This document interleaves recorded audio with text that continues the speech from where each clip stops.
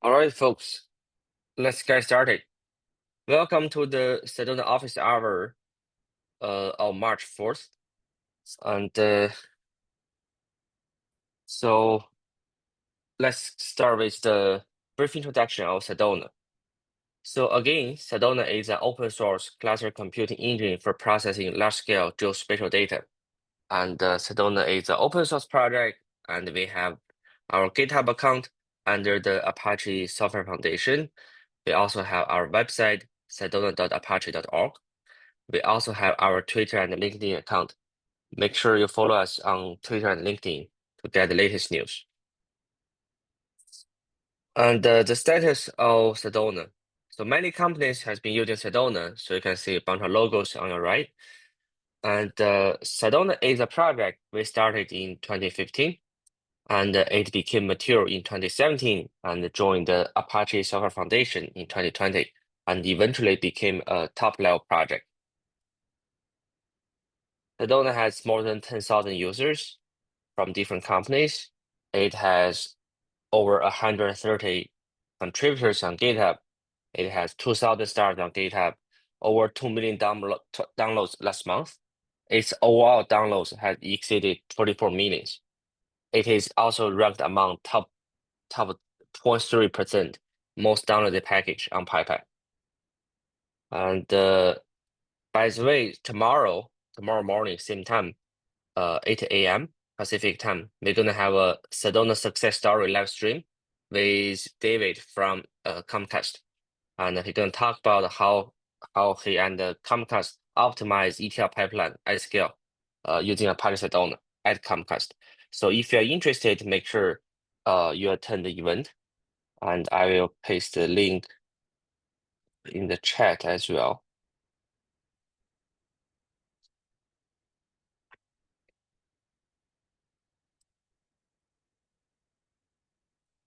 So I pasted the link of this live stream in the chat, and if you're interested, please register and join the event tomorrow morning. Oh, here is a quick overview about Sedona system architecture. So as you see on your right, so Sedona has multiple layers. So the top layer there, we call it spatial query processing layer. The spatial query processing layer comes with a number of different language bindings. It has spatial SQL API, Python, Scala, and Java API as well.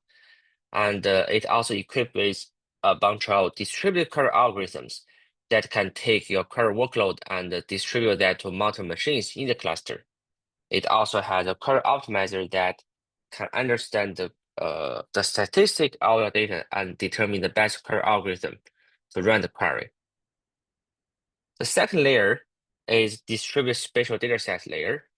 In this layer, it has lots of technologies to manage the spatial data across machines. So it has a spatial partition mechanism, spatial index, and the spatial data serializer. Sedona also runs on top of a number of different distributed engines. It runs on top of Apache Spark, Apache Flink, and Snowflake as well. So by far, our support on Apache Spark is the most comprehensive one. And if you're interested, make sure to give it a try. And as always, so the easiest way to get started with Sedona is through our Docker image. We have an offshore Docker repository on Docker Hub, and you can use Docker pull to pull the latest image and give it a try. And in our next image release, so we're gonna have, so this Docker image right now, it comes with a Jupyter notebook. In our next release, which is 171, this image will also come with a Zeppelin notebook.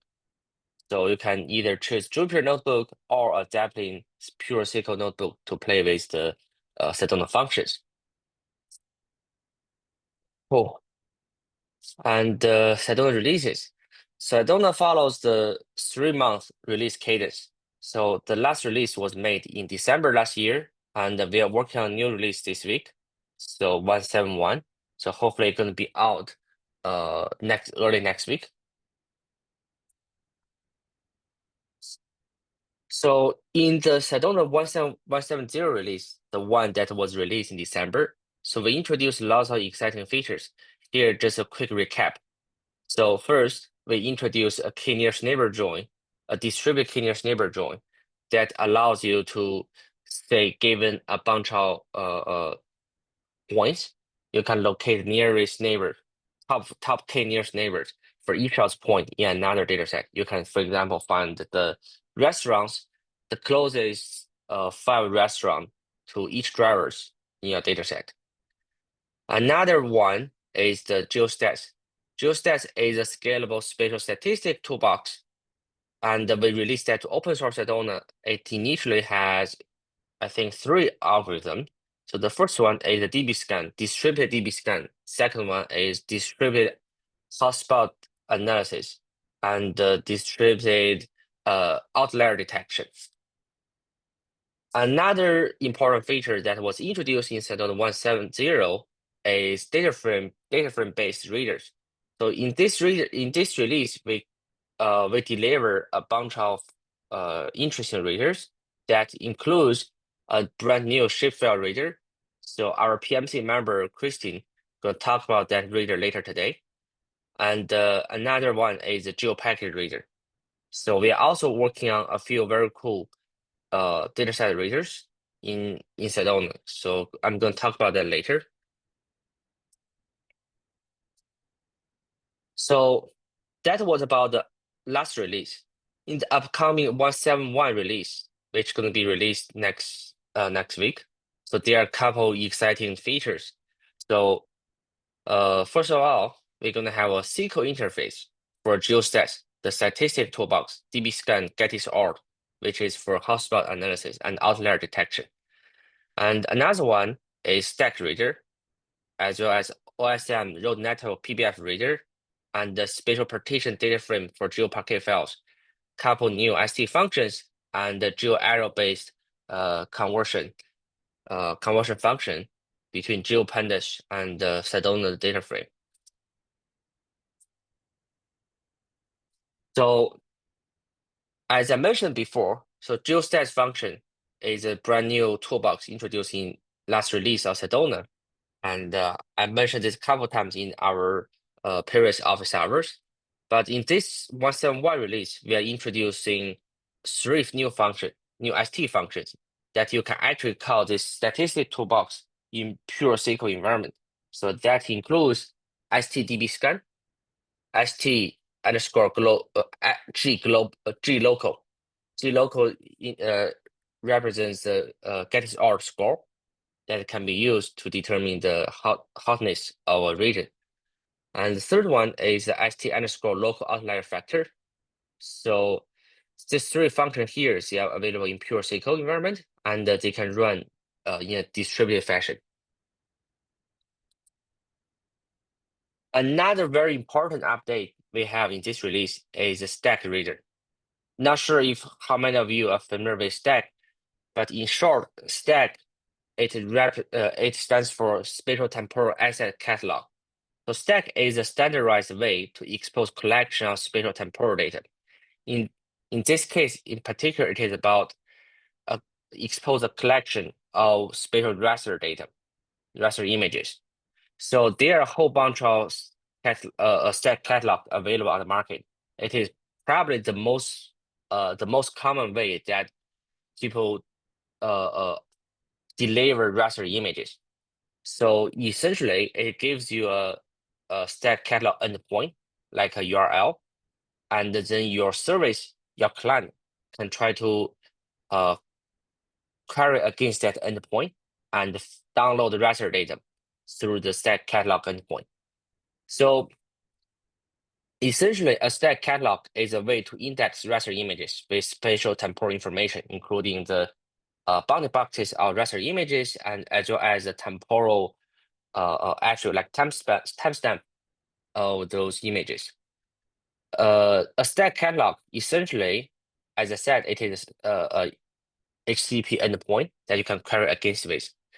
Internally, it is a bunch of linked GeoJSON files.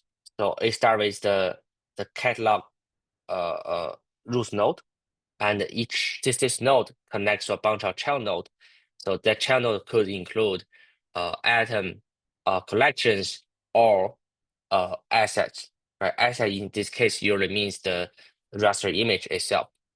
So it is, like I said, it is a very common way to read raster image.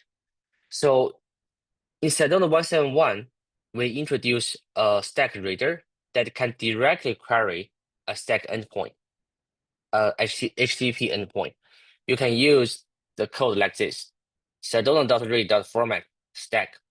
It can give an endpoint like this. So this is a STAC catalog endpoint hosted by element 84. You can do that, and you can also put a special query on that.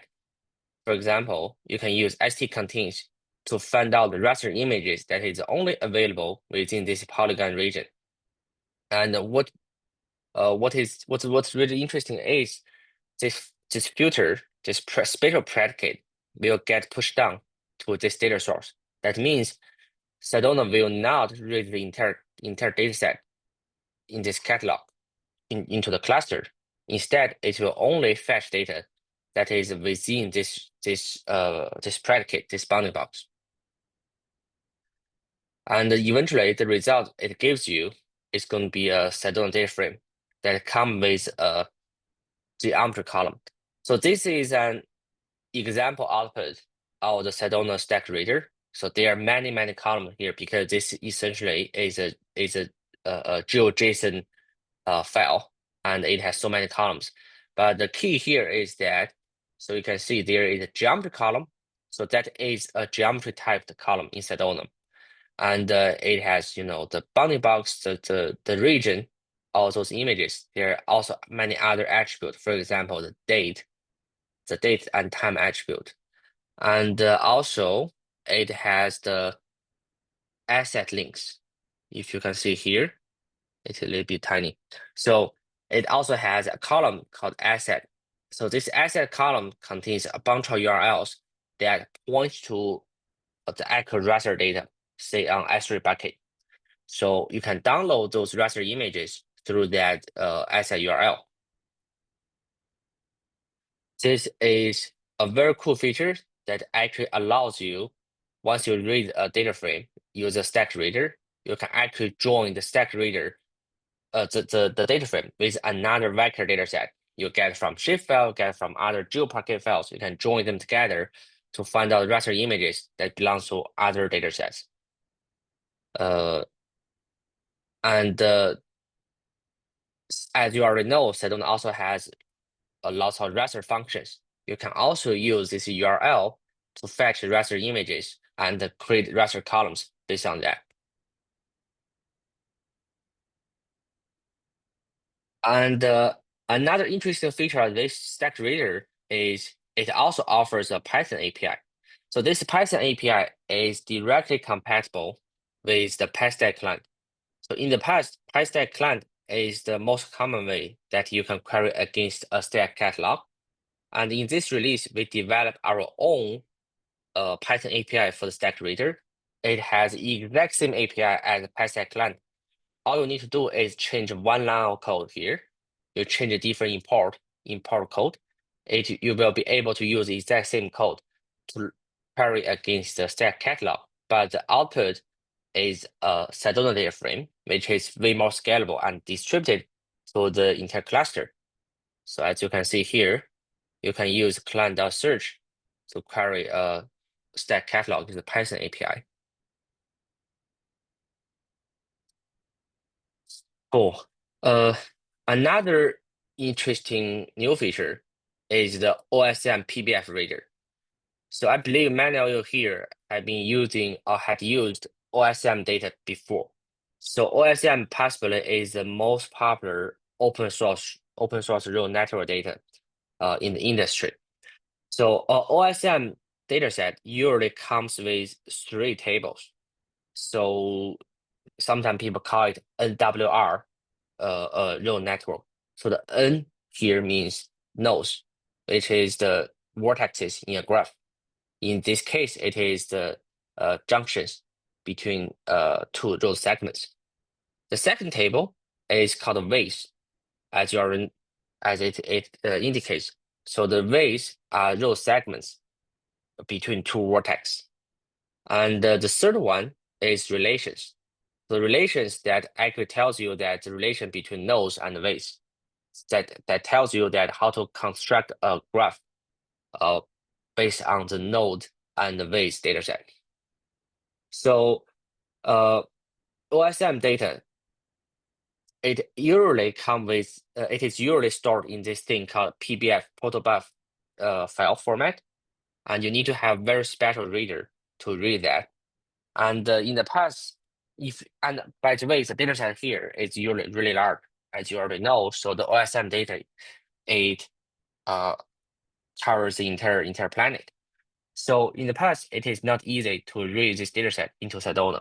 You first need to figure out a way to read the PBF files, which usually takes time.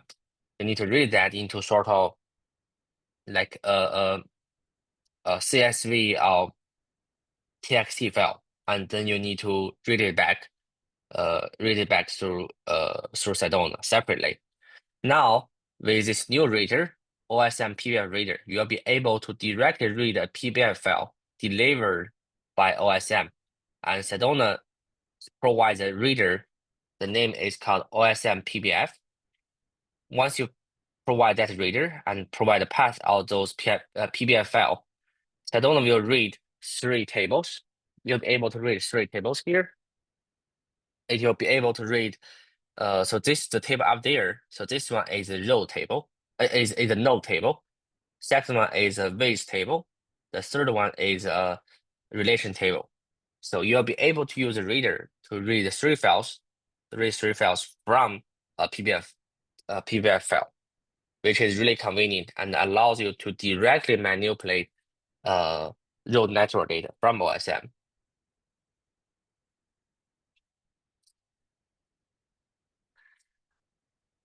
Another interesting feature, in this release, we are also going to introduce a GeoPackage writer that with balanced partition.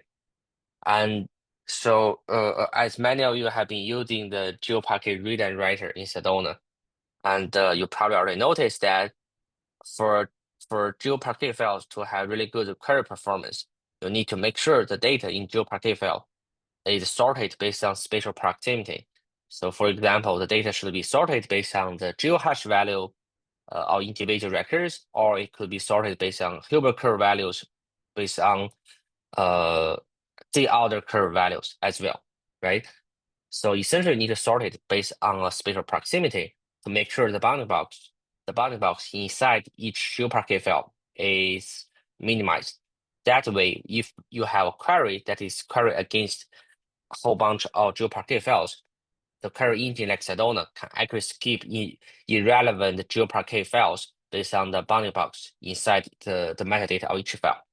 So although there is many existing methods to do that, like geohash, the outer curve, and Hilbert curve, but those methods are not optimized, not the optimal solution for have a balanced partition in Sedona, in GeoPackage files. So the idea here is that Sedona provides a way that allows you to generate GeoPackage files, which has nearby spatial data in the same GeoPackage file. Well, it also tries to make sure that each GeoPackage file has roughly the same size. So you don't end up having one GeoPackage file that is super large, another GeoPackage file is very small, which leads to unbalanced performance.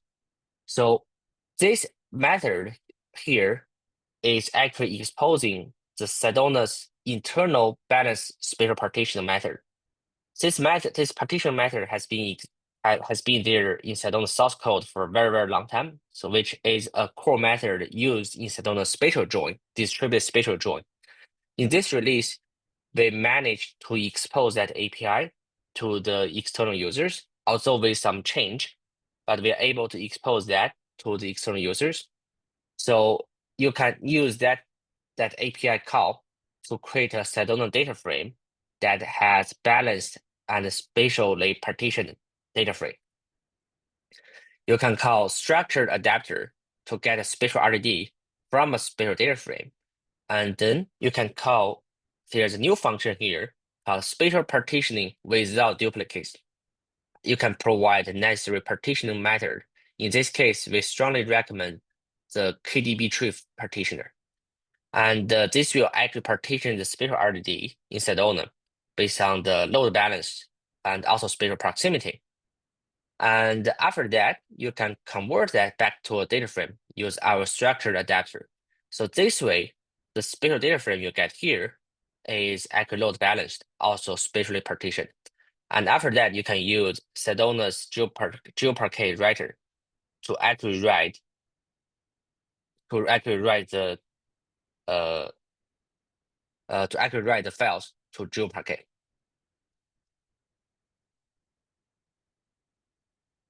Cool. And another very cool feature we have is the geo arrow support in Sedona data frame. So the whole idea here is it is to accelerate the GeoPandas conversion in Sedona. In the past, we have very good integration with GeoPandas. We can convert a GeoPandas data frame to a Sedona data frame and vice versa. Now, with the geo arrow support in Sedona data frame, you'll be able to accelerate this process. The idea here is that so GeoPandas convert data to GeoArrow format, and Sedona can take a GeoArrow format and load it to data frame.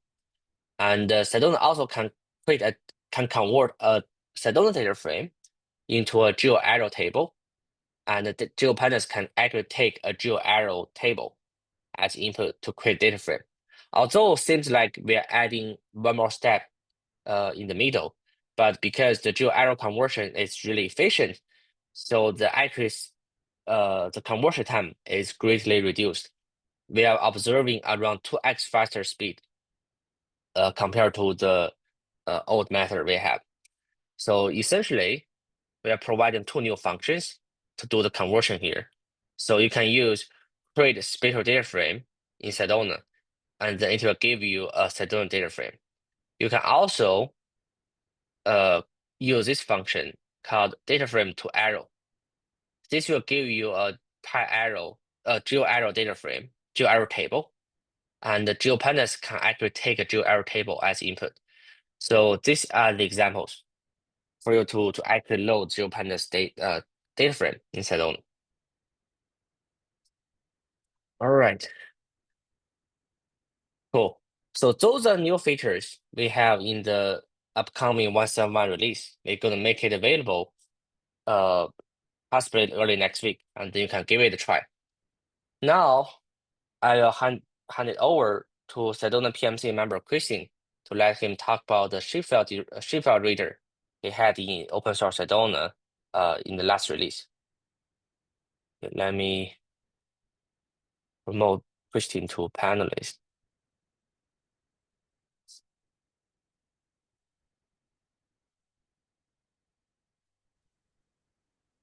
Hey, everybody can hear me? Yes. Yeah, please go okay. ahead. So let me share my screen.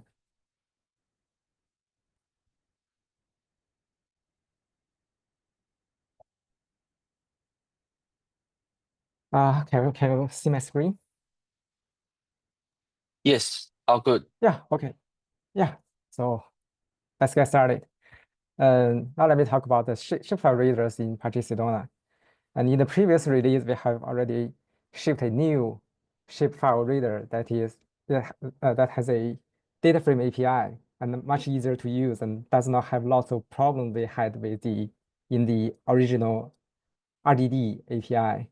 And now I'd like to talk about how to use this new API and what's the difference with the original RDD API. What problem does it has it solved, and why should you switch to the new data frame based API? Okay, and so here's a brief introduction of the shapefile. Shapefile is a multi-file format, and it requires at least 3 files to form a so-called minimal shapefile. Let's say the SHP file and SHX and DBF file. And strictly speaking, you only need SHP and DBF files to read the records in shapefiles sequentially. There are some other auxiliary files, but they are not standardized. For example, the CPG file, it defines the code page or how the character encoding in the DBF or the database files that store the attributes, the non-spatial attributes of the shapes. And it may also have a PRJ file. It contains a WKT representation of the coordinate reference system of all these shapes. And strictly, you just need SHP and DBF files to read those. And this screenshot is a example of a set of files that are components of a shapefile. Okay, it is a multi-file format, and so dealing with that has quite a lot of problems. And this is how these three mandatory files work together to form the entire geometry or shape or the shape dataset. The main shape file contains only the shapes and the IDs. So the shapes will mean the point or the coordinates of the points or the line strings, the internal structures of polygons, and etc. And it has a DBase table. It's a DBF file that contains all the other non-spatial attributes. For instance, you may have the name of each shape or some other attributes. It may not be string attributes. It may be integer attributes or Boolean attributes. This is basically a database file. It originates from a very old database product called DBase2. And here's the index file. This is purely for randomly accessing records in this shapefile. It records the offset of each record in this main file. But actually, you do not have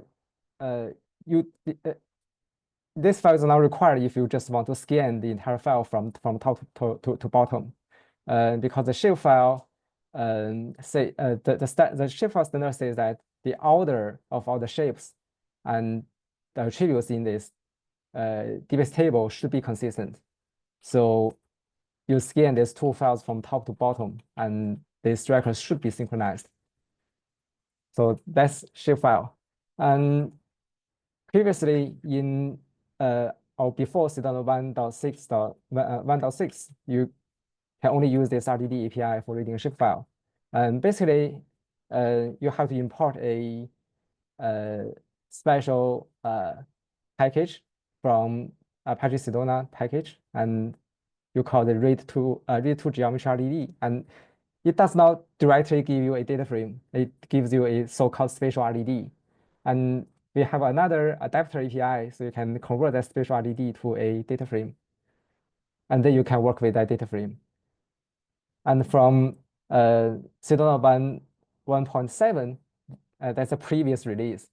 You can directly use this syntax spark.read.format shapefile and then load the shapefile.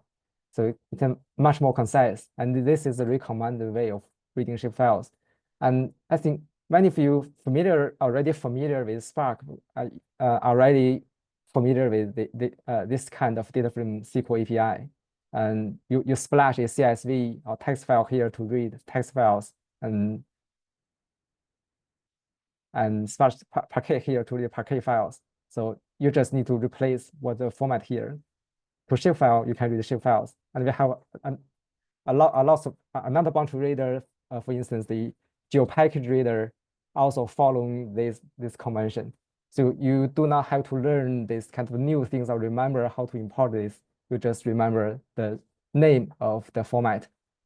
It's much more easier to use, and you completely avoid this kind of conversion. You directly get a data frame. Okay.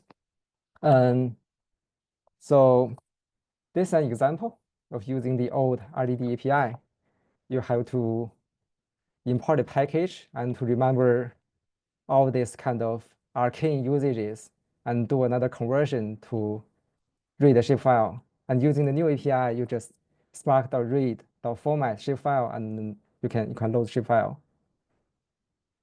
And there are other problems that we have fixed in this new data frame based API.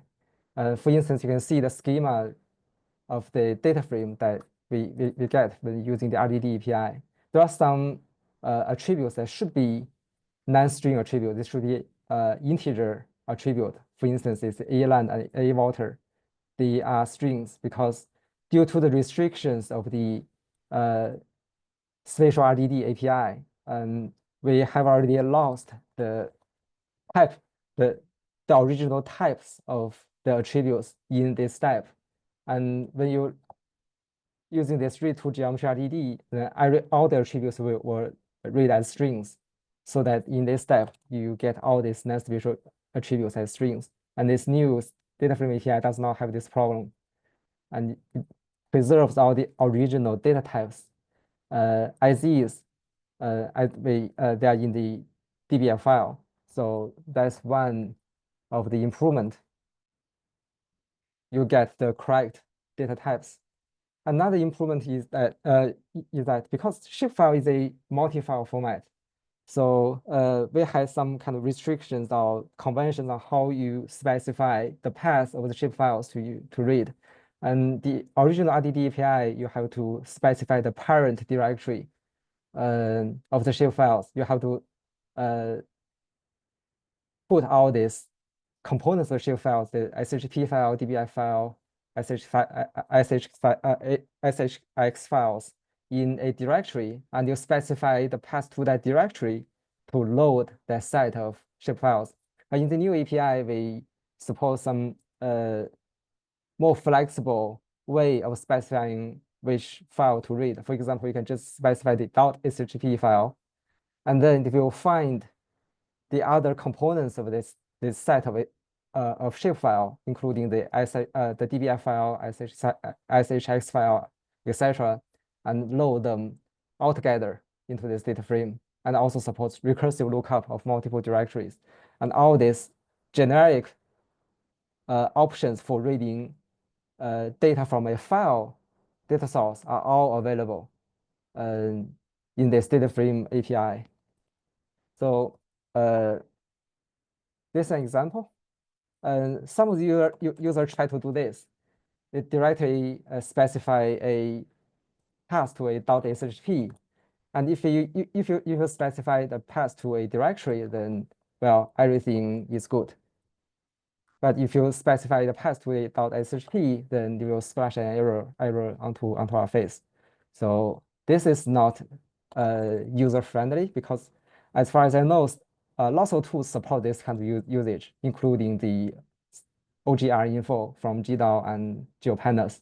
You can just specify a path to a SHP file, and the tool should be able to handle this. And our new DataFrame API can handle this case. So you can just specify a path to a .shp. You do not have to remember this kind of arcane rules of how to specify the path to the set of shapefile. You just specify file to this .shp in case you only want to read one set file. And if you have a lots of nested directories of shapefiles and you want to load them all together, for instance, this data nested DIRs, and this is something like this. I have 3 directories. Each directory contains a set of shapefile, and you want to load them.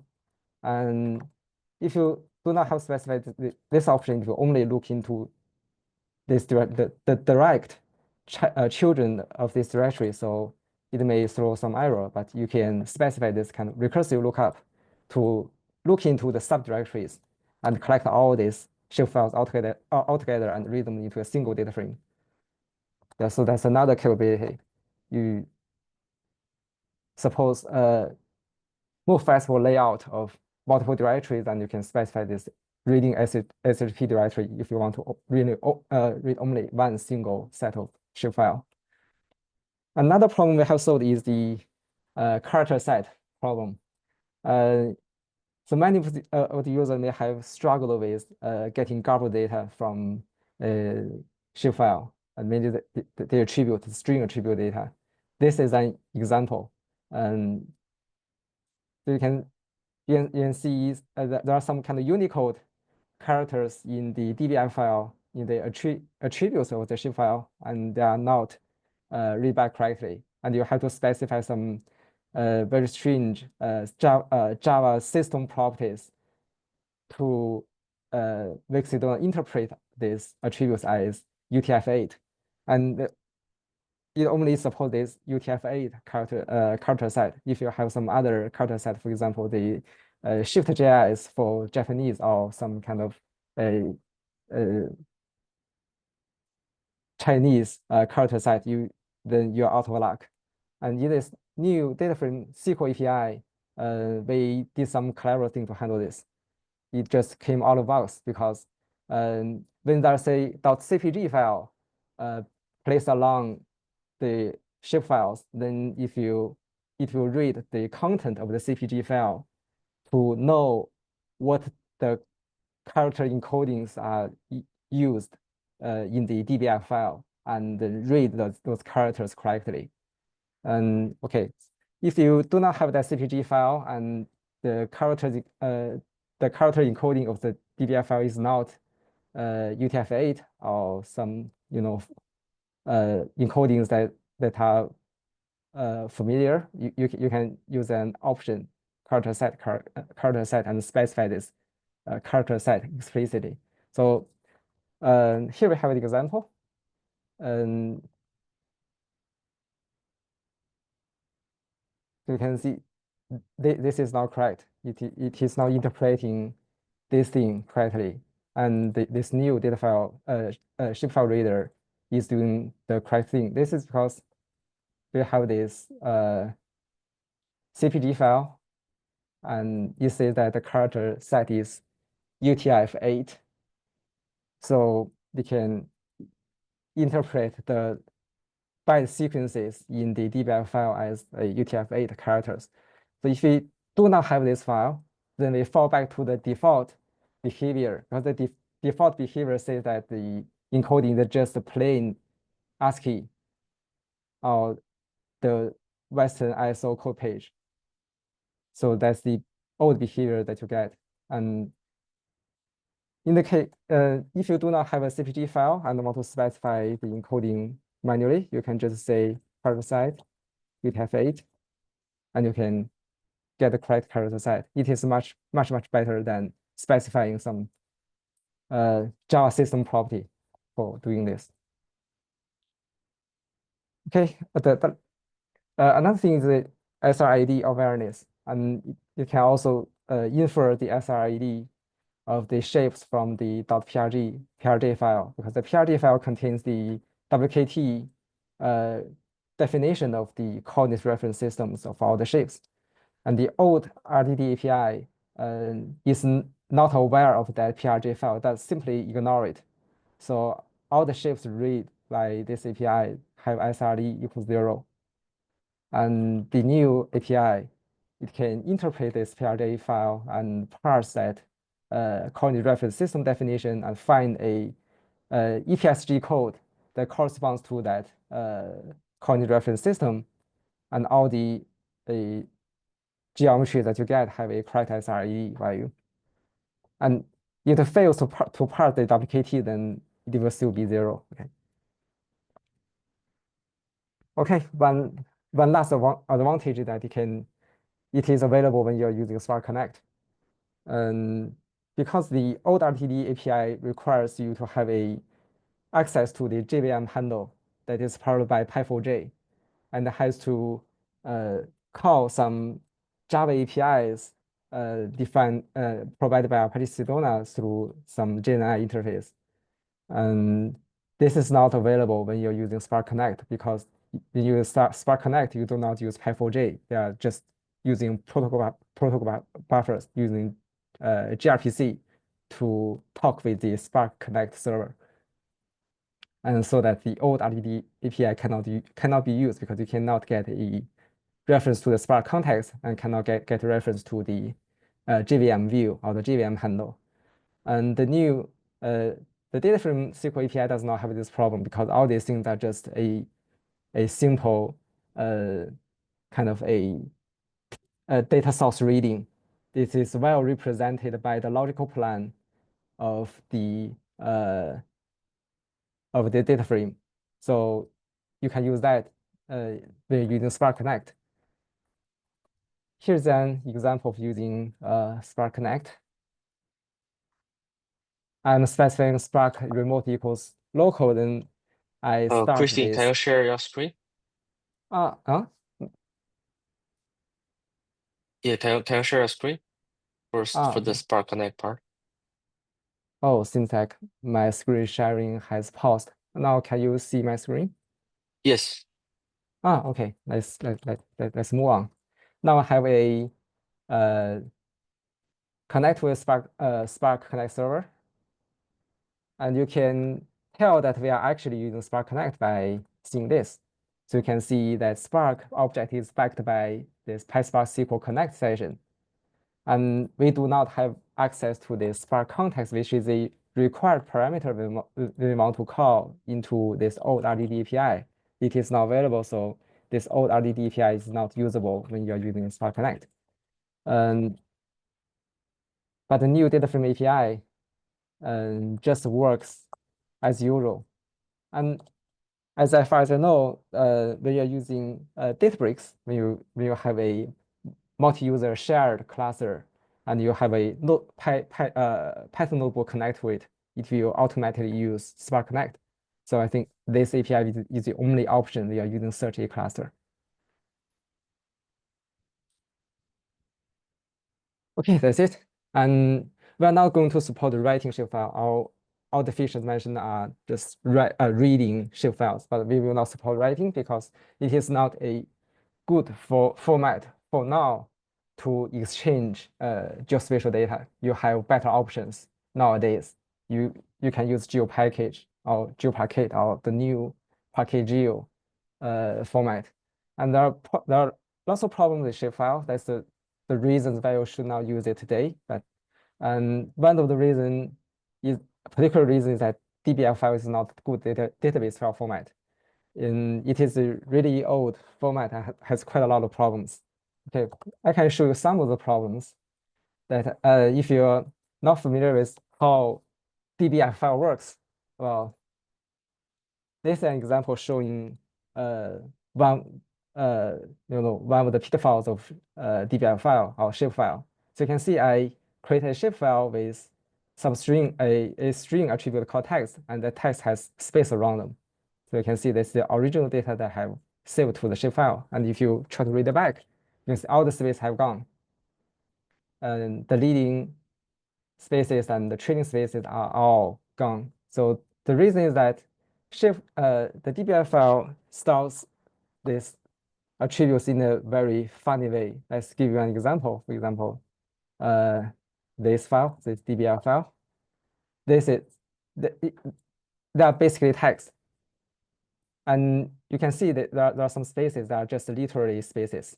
They are just with ASCII 0x20, the spaces in between of these attributes. And all these attributes were stored with a fixed width or fixed number of bytes. And if you have string attributes that does not fill all these bytes, then it has to pad 0. Pad with space. So if you have a string with trailing space, there's no way to tell if it is a padding or it is the part of the original string. So you can see this is how DBF file is stored and the reasons why it should be superseded by other better formats. For instance, some formats based on SQLite, the GeoPackage format, and formats based on Parquet. They're all storing these attributes in a better, clever way. Okay, so takeaway is that use DataFrame API instead of RDD API to read shapefiles. Although some of the problems that we mentioned can also be resolved in the RDD API, but I just decided to not bother with that because you can just simply use DataFrame API. It is much easier to use, does not have all these problems, and prefer other formats for exchanging spatial data. Okay, that's it. Cool. Thank you, Kristin.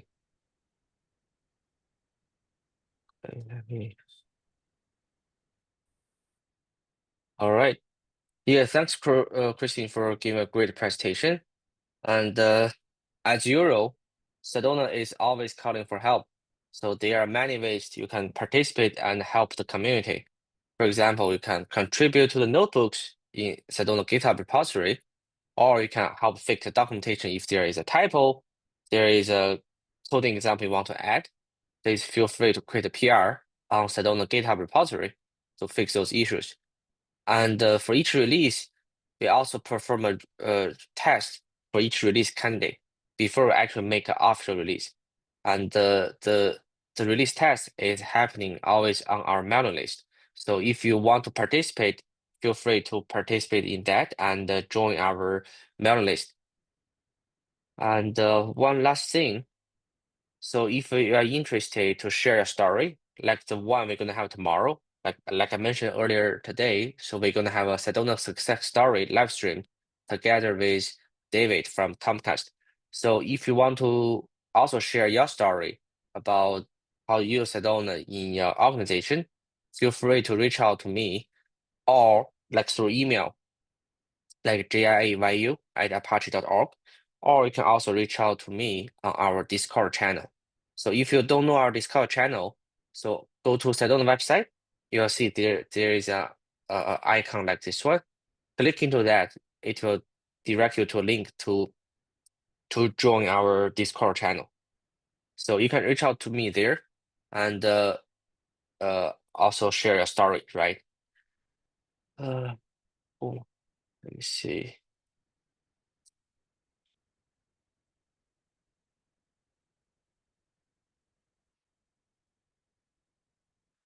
Oh, there is a question, which version of Iceberg supports geospatial data types?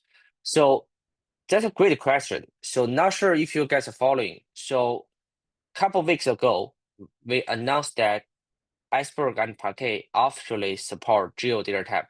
So this is a joint effort between the geo community and the Iceberg and the Parquet community. And the variables is the driving force behind that.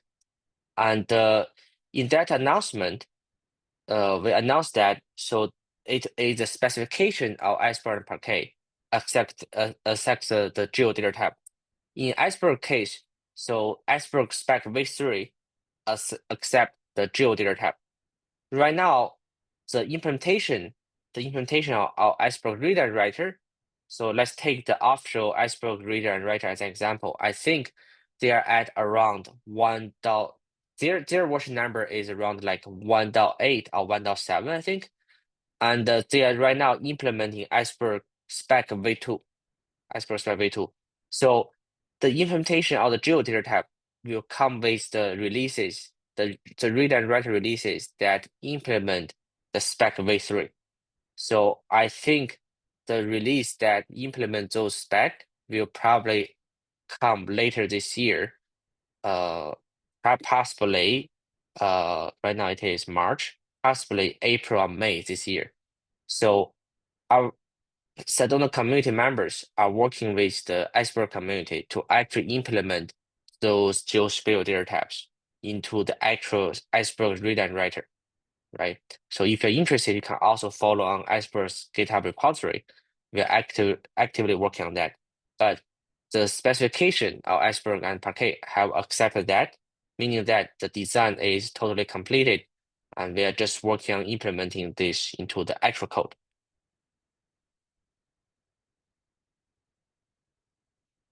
Cool. I think that's all for today. Now, I'm opening the floor. So if anyone have questions, feel free to ask. So I'm going to enable everyone to talk.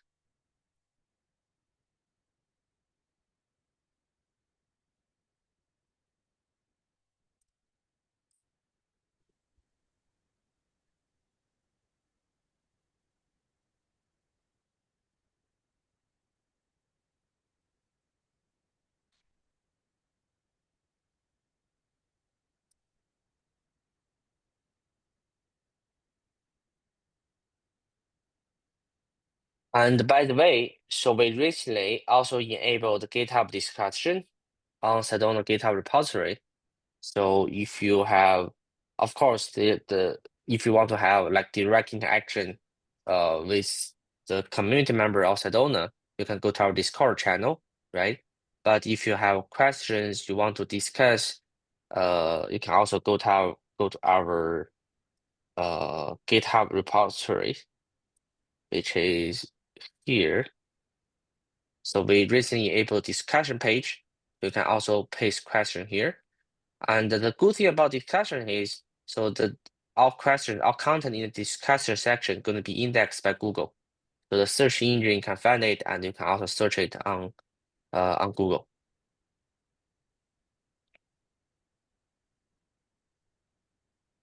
Hi, Gia, Quentin here. If I may ask a question on the KNN join algorithm. I tried, well, first of all, thank you very much for the work and updates on Apache Sedona. As usual, very helpful.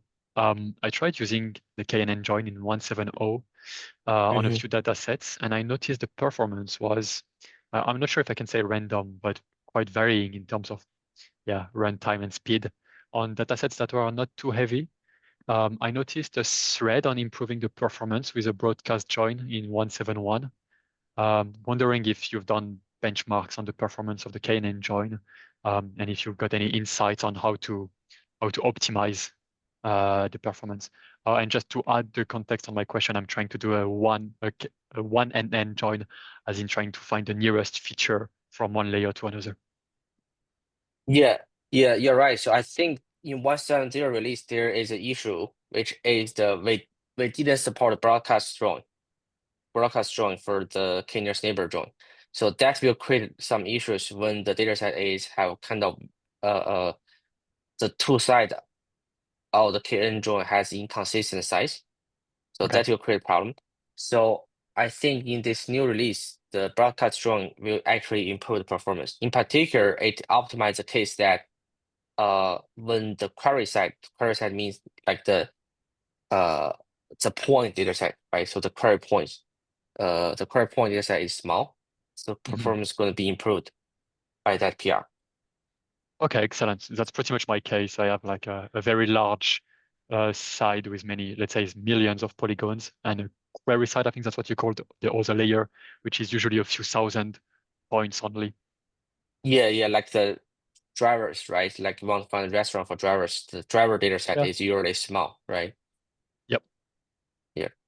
Okay, I'll test it and report back then. Thank you very much. Cool.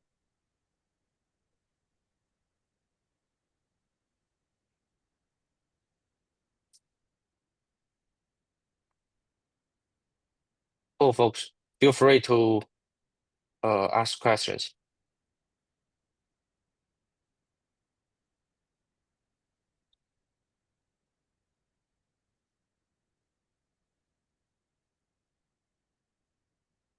Did you already go over what some of the most exciting features of 1.7.1 are going to be? I should have played. Yes. I should have played. So I, Yes, I already went through that. So I think like half an hour ago. So I have a slide that covers the features. Yeah. Don't worry about it. Yeah. Since you are here, do you actually want to quickly mention the GeoArrow stuff you implemented in Sedona? Yeah, sure. So yeah, one of the exciting things that's coming out in Spark 4 is sort of enhanced arrow support. Spark has been using arrow to get stuff to and from the JVM for a while, and that's how it implemented some of the pandas UDF acceleration and some of the accelerated pandas conversion. And that's sort of exposed at the top level in Spark 4. So one of the things, I'm like a huge arrow fan, obviously, coming from the arrow world. So one of the first things that I did in Sedona is I was like, oh, I wonder if we can get this in Sedona. So we got, I backported that, and Powell, I don't know how to say his name, I'm sorry. But he implemented it the other direction, so we can now get stuff to and from Sedona, through Arrow, which is a bit faster. You don't have to resolve it into a pandas data frame if you don't want to. And we use the GeoArrow encoding to mark the geometry columns so that it works with things like Longboard. DuckDB now supports that. And that is probably how we're going to implement getting stuff to and from Pyro's Parquet Radar for the new Parquet Geo types. Cool. Thank you, Dewey.